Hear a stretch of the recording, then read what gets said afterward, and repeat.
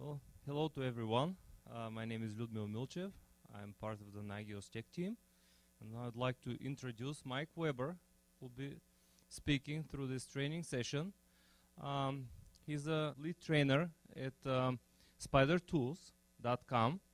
And they've been providing Linux training for the last 12 years. They train up to 200 people a week. And the part of the Linux training is also Nagios Basic and Advanced training as well. And on this session, Mike will talk about monitoring a Linux mail server, and I'll let him fill you with the details. Thank you.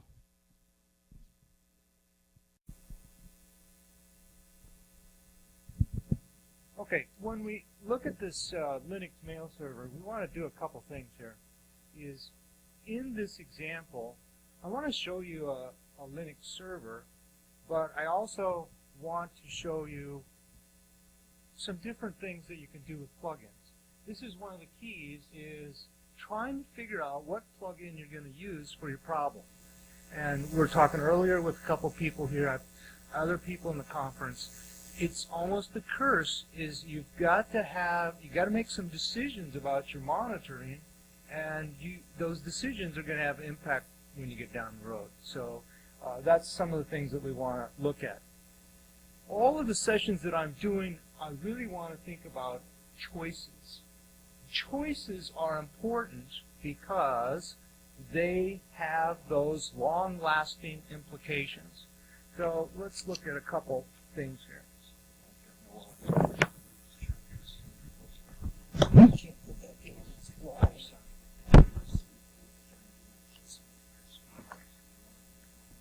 I'll just hold. Okay, so we're looking at a couple different things here as examples.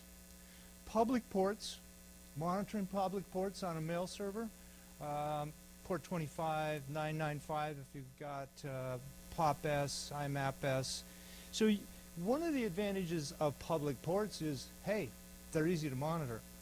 But it doesn't tell you a whole lot. They're up, they're down. You really don't know if you can deliver mail. You don't know if the mail can be read. So there's a lot of other things you need to do. SNMP. So I want to show you some examples with SNMP because it's just a little bit different. It gives you some advantages that you could do on an internal network.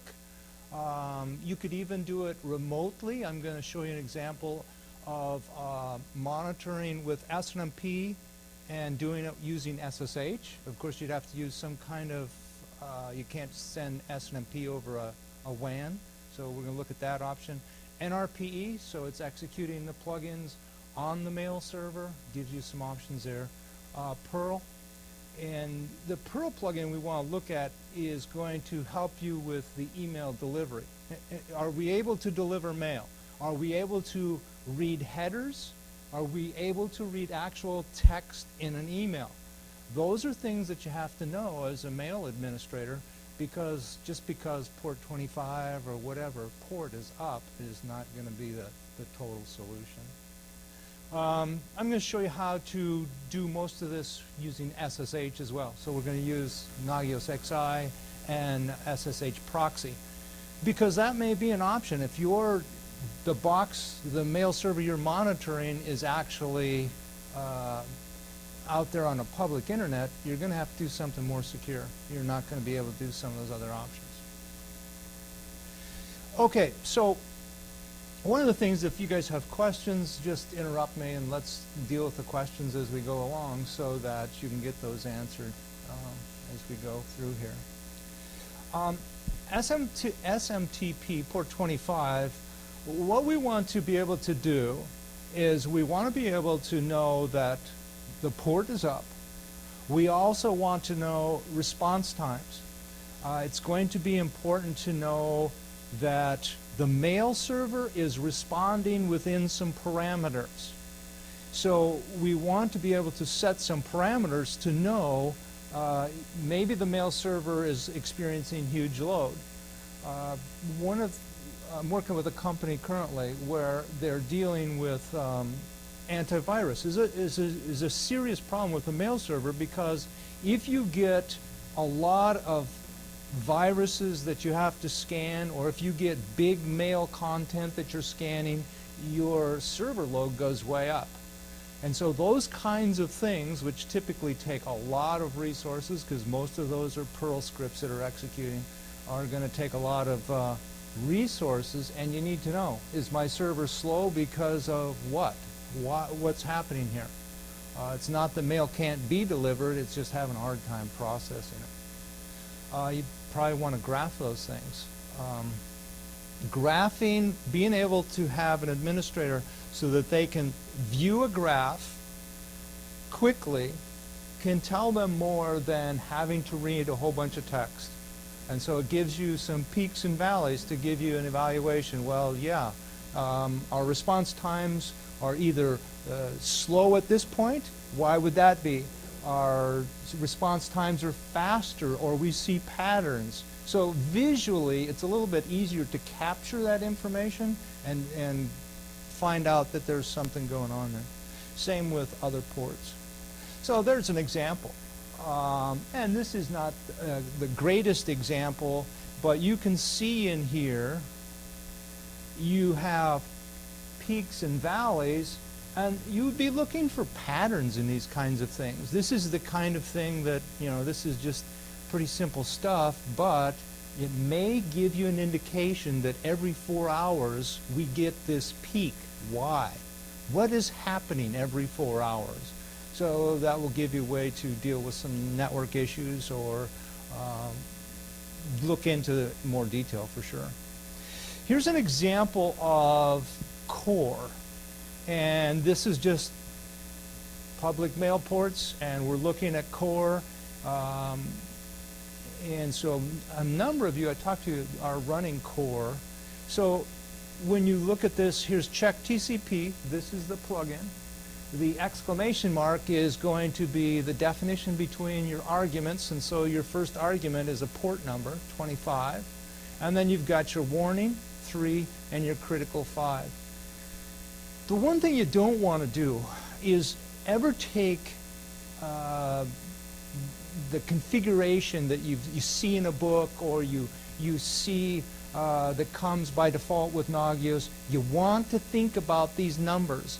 For example, is 3 seconds really a good warning time? Or maybe it should be 2. Maybe over a network connection that's not so hot, maybe it should be 7.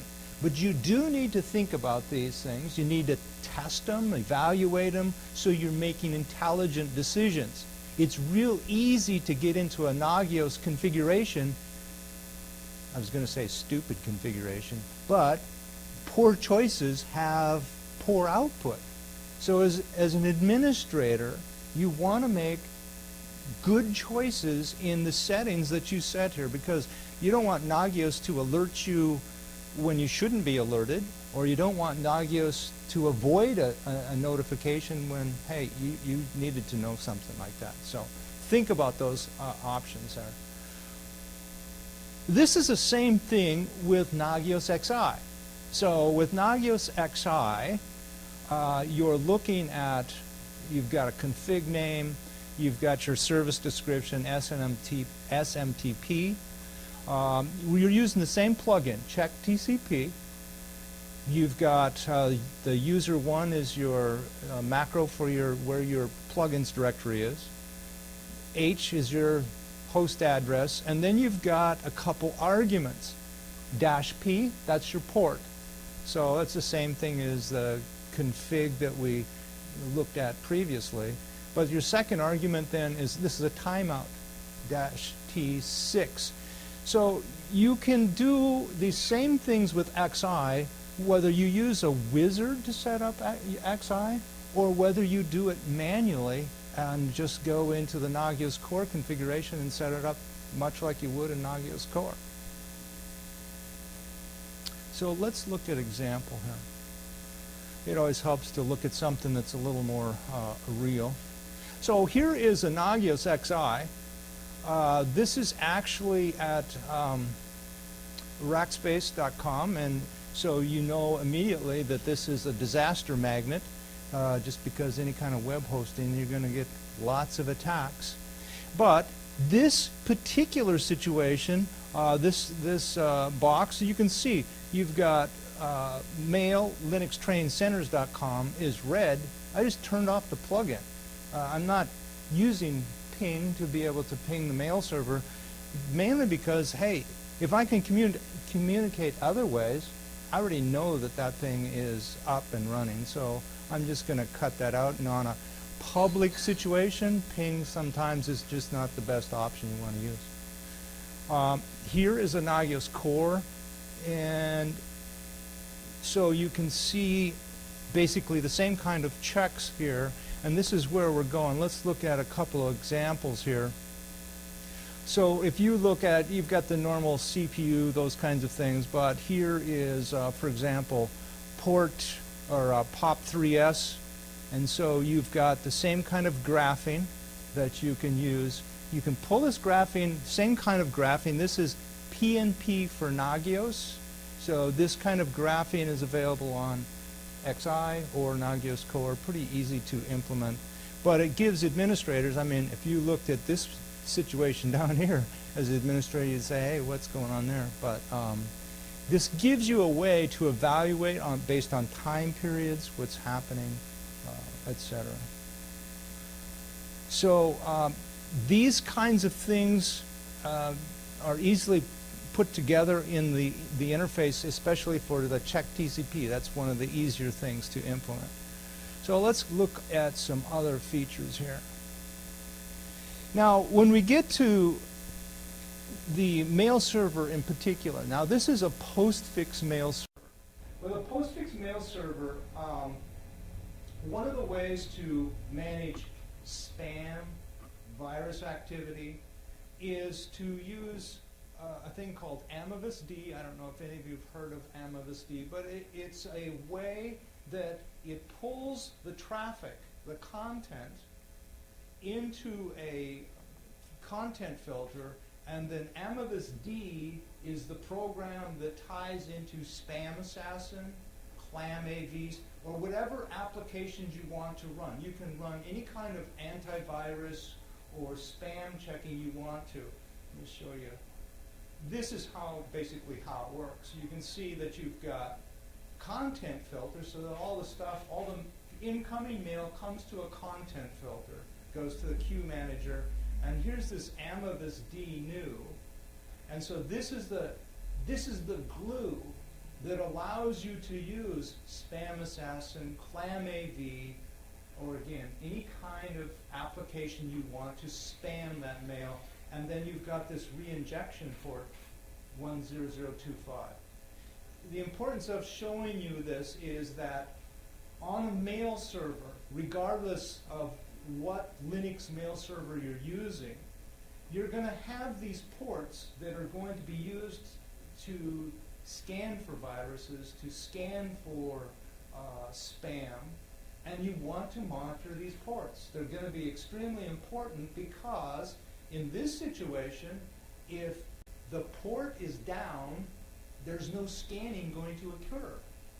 So you're not going to get mail delivery. The system typically is set up is if it can't scan for virus, especially, it will not deliver. You've got to protect your internal clients, especially if you got lots of Windows clients. So that's the importance of doing this. So in this example, I want to do something a little bit different. In this example, this is a Nagios core example. And so here at the bottom, you can see a bash shell script. Let me go up here and see if I can help you see some of this. And I've used this example because I wanted you to see that you can take a simple script and write it to do whatever you want. Maybe you're not running Amivus on your mail server, but whatever application you're running, it doesn't take much to set something up to do that. So here's a bash shell script, and here we're using SNMP netstat. So we're checking this using SNMP because it's a little lighter weight, and I just wanted to show you a different option. But here's the version, there's the IP, there's the community string, and this is the format. The CA is the format of the output. And then we're grepping, we're looking for the port, and we're just trying to figure out, is the port up? If the port is up, we want to say, hey, everything's okay. If the port's down, we want administrators to know, hey, the port's down, we've got problems. Somebody needs to do something, and it needs to be quick, because if it's not running, mail's not being delivered. So here is our script. We're just calling it check Amivus, and here is the command that we're using. So a simple way to set up a situation where you can use a simple script to do what you want to. The importance with that is that you're going to have lots of situations where what you're working with, you may not find a plugin.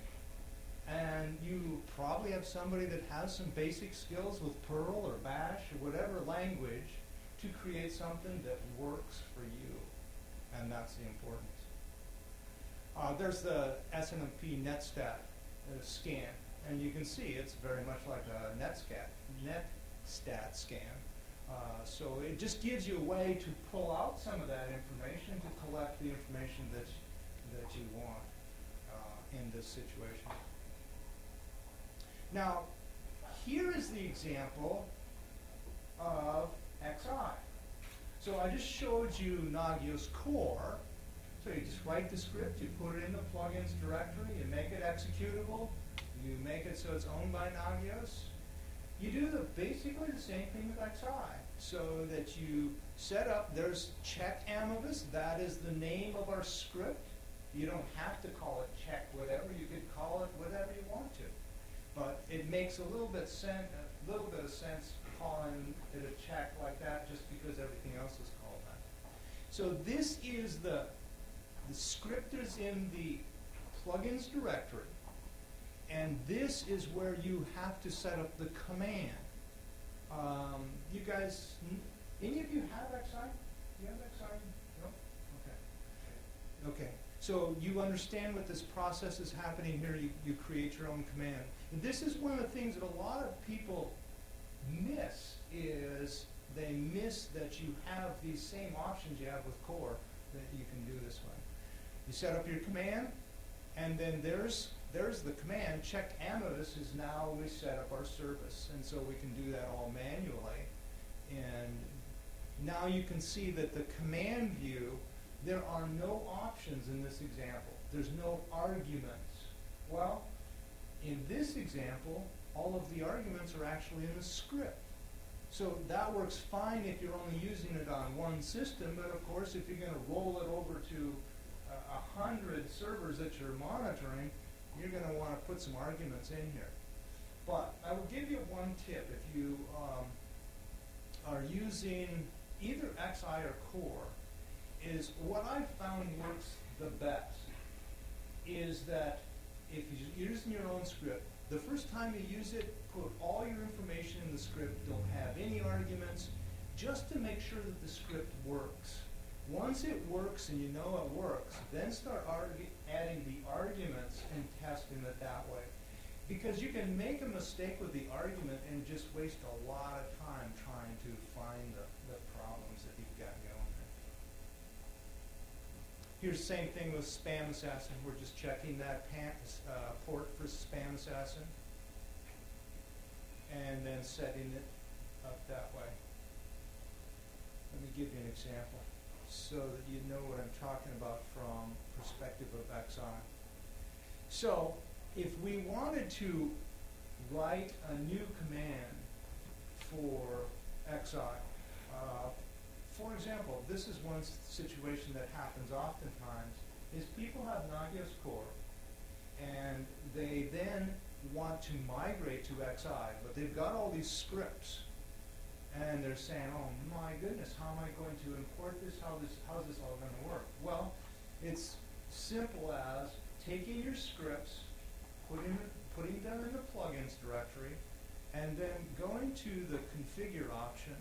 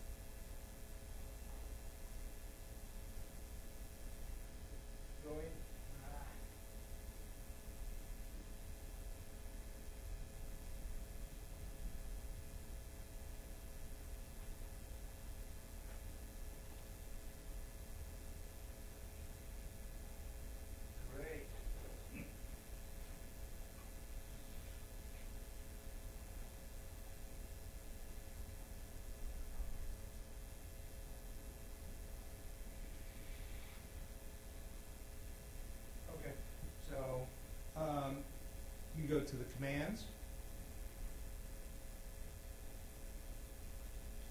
And here are listed all the commands. So you can modify these if you wanted to, which is maybe not the greatest idea, but maybe you have needs to do that.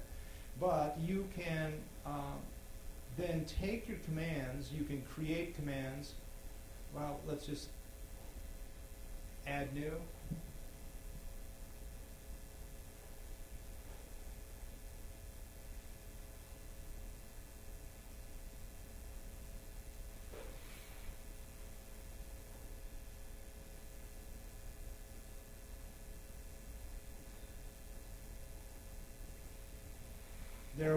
We've got the path to our plugins directory, user 1.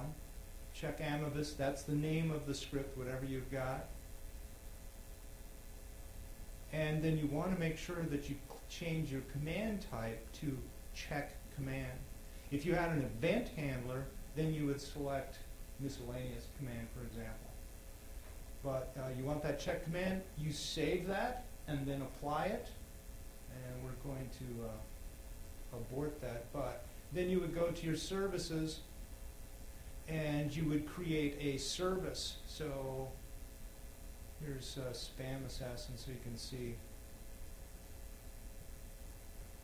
You config name, you would select your host.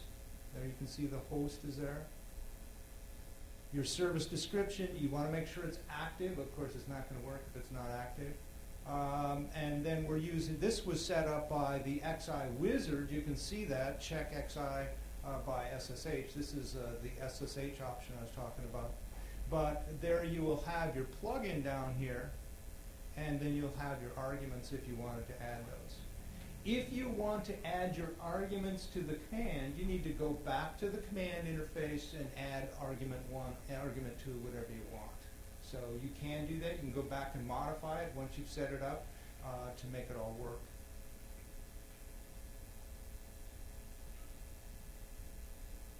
Okay, so the things that you do with Nagios Core, you can take those skills you have with Nagios Core and transfer those very easily into Nagios XI. Especially if you have skills at the command line, you'll find that Nagios XI is just going to be a very easy process for you to work with, and it's going to provide other people around you who maybe don't have command line skills options to be able to do some things that they would want to do. Okay. Questions at this point?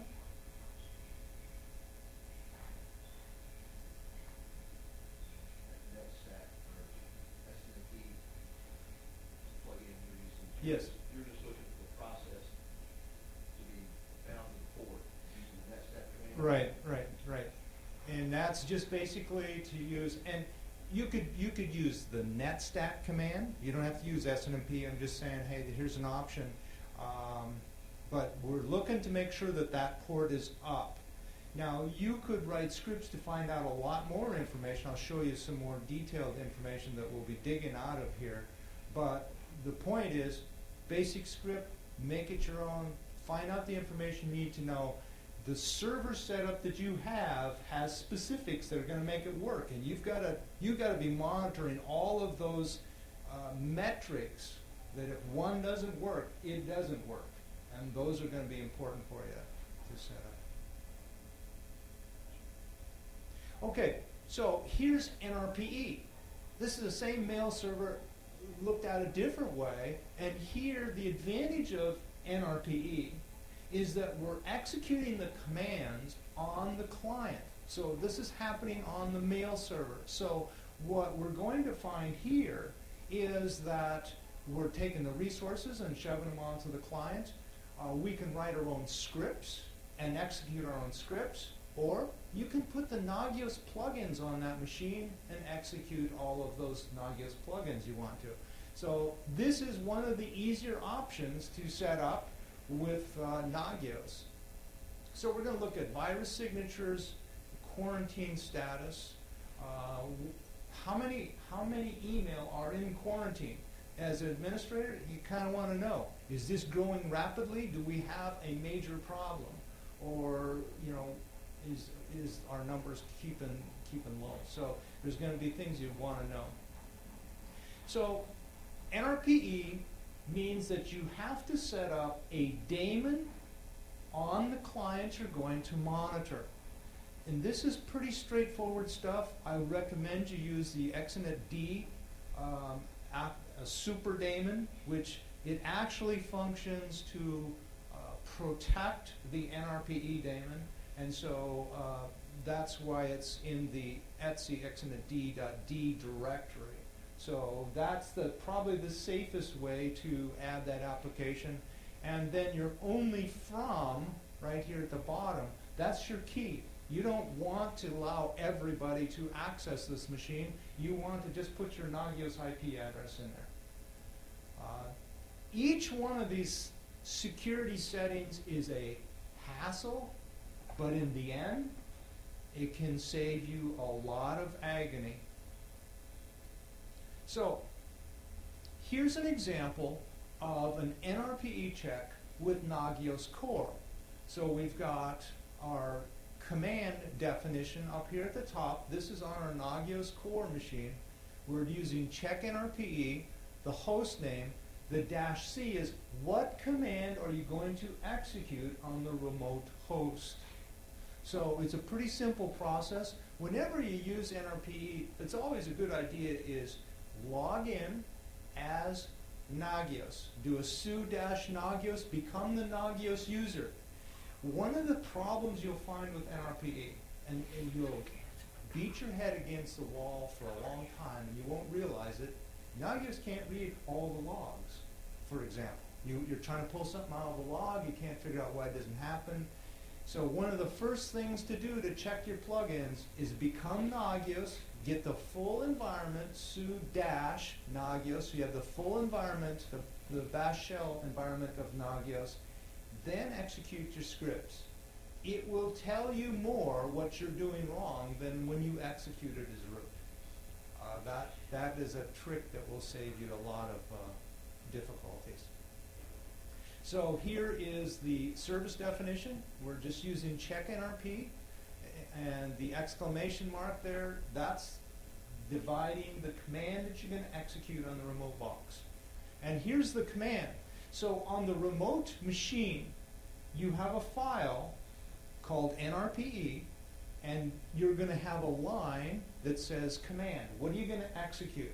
So when you look at this and you see here's the command that we're check NRPE, this executes on Nagios, check signatures executes on the remote box. Notice the command check signatures is here. So this is tied to this. So that gives you an idea. So this name has to be exactly what you're doing here. And then path, and there's your plugin, or whatever you're going to execute. And so here's the bash shell script. And then basically, again, it's just a simple script.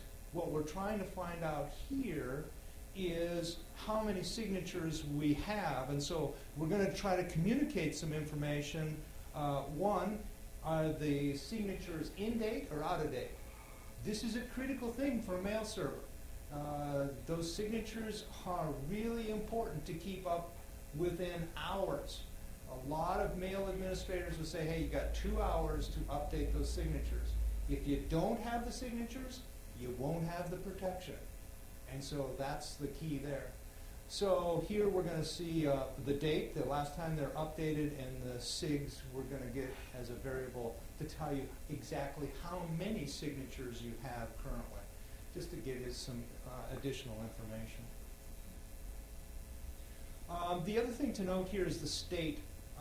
State ID equals 2, which means, hey, you have big problems. A 2 means it's going to be red. You have a critical state. Whereas state ID equals 0, green, it's okay. And so the exit state ID is going to implement the state that you create in your plugin. So when you write any kind of simple plugin, you want to be careful. You just don't use one option and send the green light. no matter what the circumstance. So when you write these plugins, you want the state, the color, to match the text, for example. So if the state is 2 and it's a critical state, viruses signature's out of date. Well, that text matches a critical state. So you've got to think about the other administrators on your system who may be a little lazy and just look at the state and don't make any efforts to really read what it's saying. So here's the same thing in Nagios XI. So we're looking at check NRPE. We've got our arguments. So -C, the first argument, and there it is, check signatures. So it's just executing the plugin. So you can see the consistency moving from core to XI, they're pretty much the same. Here is another example, just looking for virus activity. Again, another simple script. And this has got an exit 1, which is going to be a warning just to say, hey, listen, you should look at this all the time because this is something that it's a warning state, but you got to pay attention to this because if these numbers grow or change, you need to be on top of this. So, you know, somebody else may say, well, that shouldn't be a 1. Do it makes sense to you. But that's why I've got it in there as a warning, just so you think about it. And then here, how many, when was the last virus captured? Idea. So again, simple scripts to set that up. Let's take an example of what it looks like. First of all, on core, if we look at quarantine status, no viruses in the quarantine, and so we should have a state that is green because of that, so everything is going fine. On a mail server, how often that really happen? Not very often. You're almost always dealing with that. Mail servers, you could have hundreds of viruses in there. One other tip with this, when you're working with Nagios and you're working with malware viruses, one thing that you never want to do is, in this example, it sends everything to var virus mails. It's just a directory that collects all the stuff that you have the option as administrator to go back in there and do something with. You don't access that as root. You don't write a plugin that gives any opportunity for that malware to execute.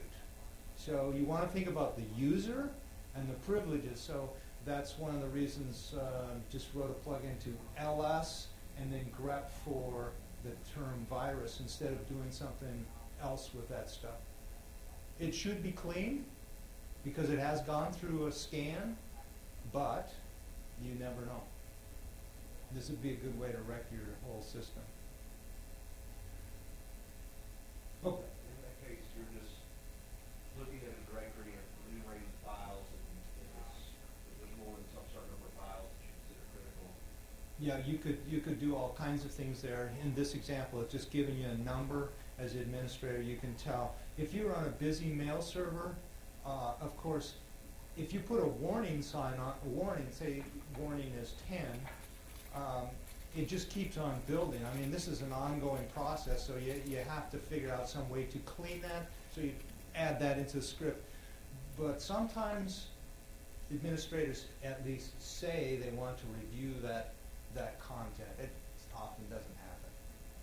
But what you do with this is another administrative decision, but you're right. You could easily do a lot of different things that way. But you do have to be careful with that directory because you can cause trouble.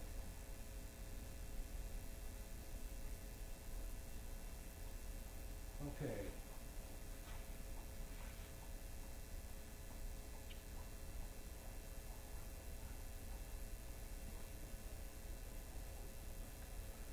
The other thing that we want to look at is reviewing mail and make sure that it's delivered to a box. Now this is a Perl plugin, and so we want to know that First of all, mail is being delivered. We also want to be able to read headers to verify that mail can be read. So by reading the headers, you're going to be able to see that the user can access this account. The user can then review the information, be able to get their mail, and then delivery confirmation. We want to set up a plugin that reads the header and reads some test content. All of these are just a little more complex, but this is what a mail administrator wants to know. We got to know that the client is going to be happy. The user is going to be able to access what they want. So here's an example, and this check email IMAP is a standard on XI. If you're using Nagios Core, you do have to install it, but it's not that big a deal to install. And so here's an example. You've got username is Tom, the password. Now you're saying, okay, what are you doing sending the password? Well, you know that this is going to be a test account. You don't do this to the boss's account. You're not doing this, but this is just a test account, so you know that your mail is actually functioning. Your password, the -s all means that it's going to look at all the content or all the email, and you can download and you can delete. Now again, this is for a test account that you could evaluate that situation. So there's the full line there to give you some ideas. So check IMAP receive, username, password, checking all the email in their box. Again, go into the command, creating the command in XI. Okay, so let me show you an example of that.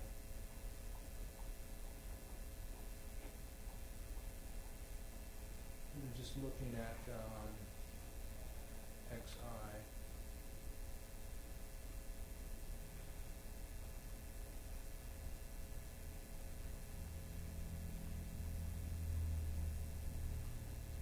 Okay, so we were just talking about virus signatures, virus mail level, virus activity. The example that I probably want to show you, which is better, is here. So there's check IMAP content. So you can see over here, it's found that there are 2 email. And that's checking the content of, that would be checking a content of a subject. So you could select a subject, a title in the subject of the email to check for. So that's what that's collecting there. You could check the whole email receivability. So there it's found 4 email that have been received, only 2 match the headers, and then finally you've got one that talks about specifically, it mentions sales in New York City. So it's looking for a header, and it's looking at body content. And so those are the things that you want to do to verify that you're going to actually get the mail is going to be received and things are happening.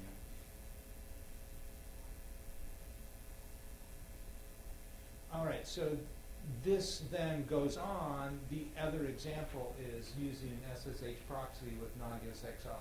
So if you have a situation where you have a network where it's secure, you can run SNMP. But if you don't, it's going across the WAN link, then you are going to want to do something like SSH, but you can run that same SNMP command on the local host. So you just set up that local host to run that command instead of running it across the network. So again, the options are pretty huge here. Here's SSH proxy, the wizard setting up the proxy, location of the mail server, and here's your commands. You can see how you put those in. If you have your scripts, check Ambivus, check spam assassin, whatever it is, you can put those script names, locations in here, and then what you want them to display as. So you could do everything at once instead of doing it manually. some of the examples I showed you is just go in there and do it manually, but you can do that with this. And that's then what they're going to look like. SSH, just going to, of course, giving you secure login and encrypted communication, which is going to be important. This is kind of like another way, Yeah, this NRPE is not a great way to use on an internet connection. Right. You've got plain text typically, and so that's not the best option. So you could use this SSH to do everything you do with NRPE. There's other options too. You could use passive options as well if you wanted to. But the issue in making a lot of these decisions is, hey, what's your network setup like? And what, you got to protect your content, etc. One of the issues with SSH is you have to create keys. Because you don't want to use a password, you don't probably want to put that in your text configuration, so you're going to create keys, push those keys across so you can connect. Now, typically what people do is the keys have an empty passphrase, so it doesn't have to be typed in. So that may be a security issue that you will not like. The other issue with SSH is that, again, Nagios as the user does not have full access as the system. So if you're trying to execute a script on the remote box as Nagios, you have to think about that, and you're going to have to provide the Nagios user all of the privileges that it needs to be able to execute the command. This may be accessing logs. This may mean that you have to set up vi sudo to allow Nagios to execute a command using vi sudo, which some companies just won't let that happen, so you have to figure out what you can do. Here's a couple options. IP tables, of course, you've got to have a firewall, and TCP wrappers, all good ideas to limit the access. As soon as you've got things going over the internet, you've got to be thinking about security, because it will bite you. Okay, any questions?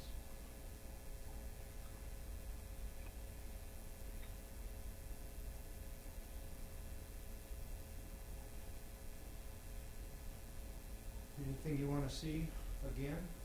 Yes? Do you get some of your examples? Do you have available on the internet or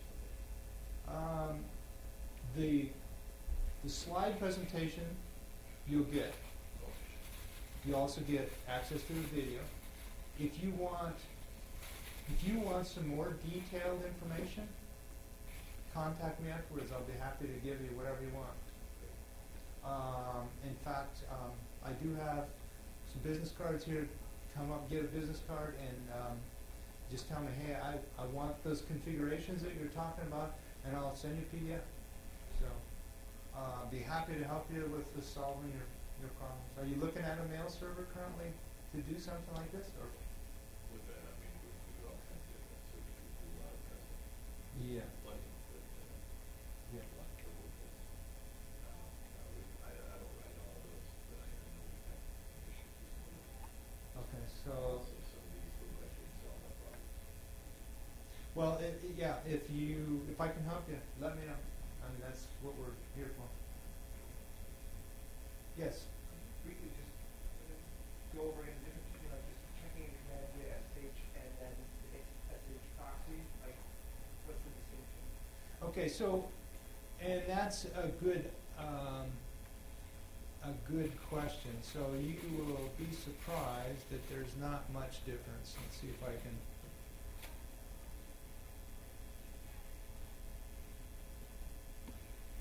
So if I go into my core config manager and look at my services,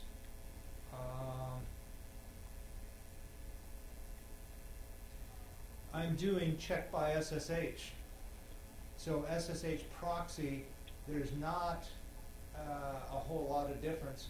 One of the things that you do with this XI is that it takes a couple steps for you. That's about the only difference. If you got Nagios Core, is that right? Yeah. Okay, so with Nagios Core, it's basically the same. This just makes it easier in terms of when you set up the keys. You know, the Nagios XI, they just tell you just keep hitting enter. It's all empty. It's all taking defaults, and then all this is set up. So basically, it's the same thing. All right, so it's just additional enhancement to that feature. Yeah, it's a little bit of an enhancement, and that's basically what XI is it just helps you to solve some of the problems that you have a little bit easier. Okay. Thank you. I was interested in what would you recommend for the standard like IMAP installation? If you want to check that more than just TCP port 143 is open, what plugin, is there a plugin out of the box or the audio distribution that's better than just check TCP? Right, do you have Nagios Core? Okay. So if I had Nagios Core and I was going to set up an installation, the one thing that would be the most important is the check IMAP receive. Who cares if the port is up? It doesn't tell you enough. I mean, there's nothing wrong with checking the ports up, but it doesn't tell you that people can read and get access to their mail. So that plugin, check IMAP receive, is the very first thing you want, because it will tell you if your users can actually do what you want them to be able to do. Line parameters or username and password. And Yeah, and it's pretty standard.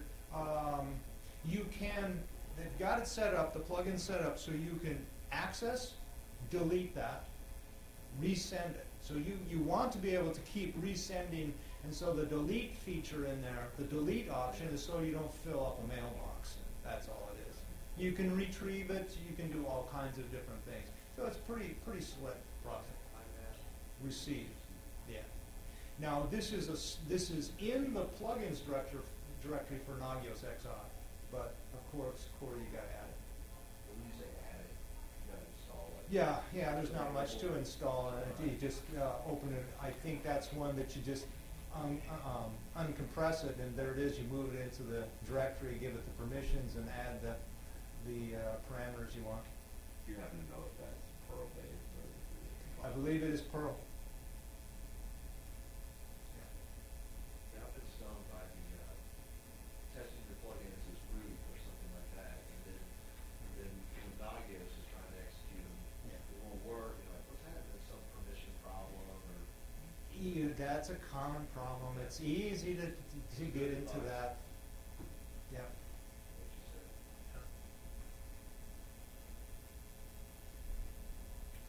Check that out. Anything else?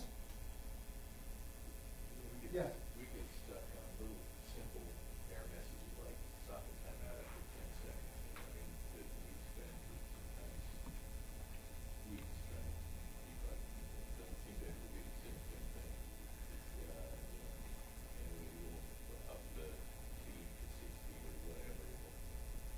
Are you checking it remotely? Yeah, through Nagios server.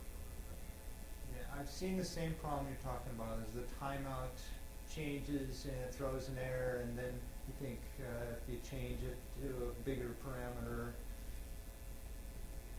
So I was unsure what other I- involved in a socket. Yeah, I have found on the mail servers that I administrate, I dumped the socket timeout because I could never find that it was reliable enough for my situation. I didn't want any false positives. And key in on the things that to me were more important, and that goes back to the check IMAP receive. I want to know that my users can get their mail. That is the very first thing that I have to know. And that tells me if the port is up. That tells me also about some status information, because if it's too busy, they can't access it, and that plugin's not going to work either. So sometimes with one plugin you can do a number of things and then dump some of those things that maybe don't work as well. What about mailbox usage and quotas? Is there a plugin that you recommend for that? Well, Now, this is a Linux mail server. This is postfix, and so you're going to have some differences between postfix, XM, sendmail. Cyrus. Yes, you know, good old Cyrus. Oh boy. And There's gotta be a way to do it. I can imagine ways to write it, I was just, somebody's done it. Yeah. And part of the problem is some of the parameters. For example, I'll talk about postfix because I do postfix mail server courses, and so I know about postfix. I'm not so great on some of the other. But you could use some of those parameters that postfix does and tie into postfix to evaluate mailbox information. I was just wondering if there's a plugin that does. Yeah, it and already. I can't think of one. Or if you have to go internally and run it from the back end, you know. Yeah, Administrative. I don't know of a good plugin right off the top of my head that you could use. And part of the problem is that every one of those mail servers is going to be a little bit different in evaluating that mailbox. Okay, so time's up, so we'll quit, and if you got questions afterwards, when we're walking around.